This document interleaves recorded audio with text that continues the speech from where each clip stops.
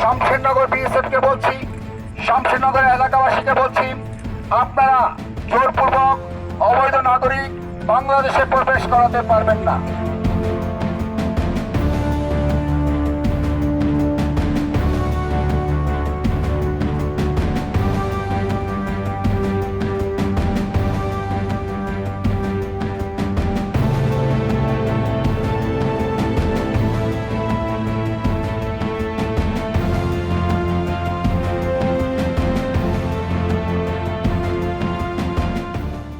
অবৈধ নাগরিক বাংলাদেশে প্রবেশ করবেন না।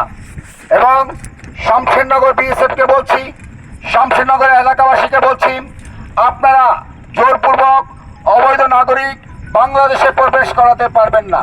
বিজিবি তাদেরকে প্রতিহত করার মতো ক্ষমতা রাখে।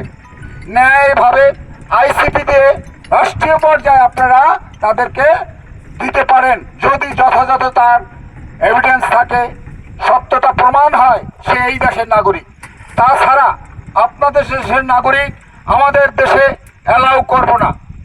আমরা এখনো বলছি, হুঁশিয়ারি করে বলছি, কখনো পারবেন না, আপনারা ব্যর্থ হবেন। পুশিন করার চেষ্টা করলে সেই পুশিন আপনাদেরকে ব্যর্থ হতে হবে।